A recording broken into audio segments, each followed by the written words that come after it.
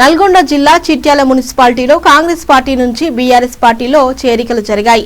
2వ వార్డుకు చెందిన కాంగ్రెస్ పార్టీ 50 కుటుంబాలు నగరేకల్ మాజీ ఎమ్మెల్యే చిరుమర్తి లింగయ్య సమక్షంలో బీఆర్ఎస్ పార్టీలో చేరారు. వారికి చిరుమర్తి గులాబీ కండువా కప్పి పార్టీలోకి ఆహ్వానించారు. మాజీ ఎమ్మెల్యే చిరుమర్తి లింగయ్య మాట్లాడుతూ ఈ రాష్ట్రంలో కాంగ్రెస్ పార్టీ అధికారంలోకి వచ్చిన నాటి నుండి అభివృద్ధి సంక్షేమం కుంటుపడ్డాయని విమర్శించారు.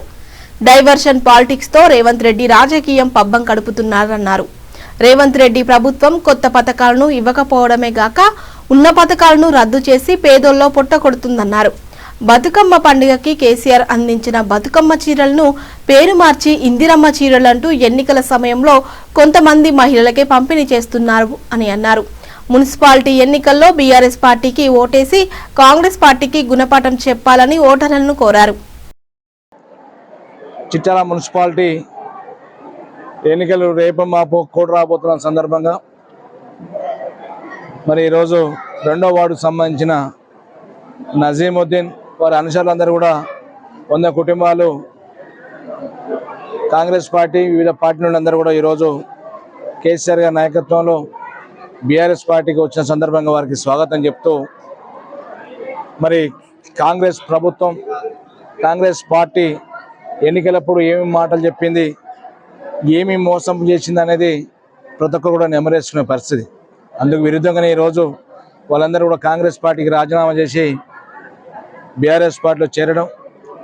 రేవంత్ రెడ్డి ఈ 2.5 సంవత్సరాల రాజకీయాలలో ముఖ్యమంత్రి అయిన సందర్భంగా ఇప్పటి వరకు కూడా రాజకీయాలు డైవర్షన్ పాలిటిక్స్ తప్పితే ప్రజల కోసం కానీ ప్రజల పక్షపాతి కానీ ఏమాత్రం పనిచేయలేని పరిస్థితిలో ఉన్నాడు. ఎందుకంటే ప్రతి రాజకీయ కోణంలో కక్ష సాధింపు కోణంలో రాజకీయాలు చేస్తుంటే రాజకీయాలు మాట్లాడడం తప్పితే ఒక ముఖ్యమంత్రిగా ఈ రాష్ట్రానికి ఒక పెద్ద దిక్కుగా కనబడటం లేదు. ఉన్నట్టుగా కనబడతలేము, అందరం కూడా చూస్తున్నాం. ఎందుకంటే ఎన్నికలప్పుడేమో నోటికి ఏది వస్తుంది ఇష్టానుసారంగా హామీలు ఇవ్వడం జరిగింది. కానీ ఎన్నికలు అయిపోయాక ఈయన రైతులను విశ్రమించిండు, రైతు కూలీలను విశ్రమించి రైతు కూలీలకు 1200 రూపాయలు ఇస్తానని చెప్పిండు, వాళ్ళను విశ్రమించిండు. మహిళలకు 2500 ఇస్తానని చెప్పి వాళ్ళను విశ్రమించిండు. చదువుకున్న విద్యార్థులని వాళ్ళకు స్కాలర్షిప్లు ఇవ్వకుండా, కనీసం హాస్టల్ వాళ్ళకు మెరుగైన వసతులు ఇవ్వకుండా వాళ్ళ ప్రాణాలతో చెలగాటమాడే కార్యక్రమం.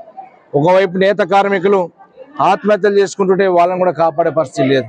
ఇలా ఈ రాష్ట్రంలో కేసీఆర్ గారు ఉన్నప్పుడు 10 సంవత్సరాల కాలంలో ఆత్మహత్య లేని రాష్ట్రంగా భారతదేశంలో నెంబర్ 1 రాష్ట్రంగా తీర్చిదిద్దితే ఈయన వచ్చినాక రైతుల ఆత్మహత్యలు, విద్యార్థుల మరి ఫుడ్ పాయిజన్ చనిపోవడం, నేత కార్మికుల ఆత్మహత్యలు జరుగుతున్నాయి, దళితులపై దాడులు జరుగుతున్నాయి, మహిళల మీద అగాత్యాలు జరుగుతున్నాయి.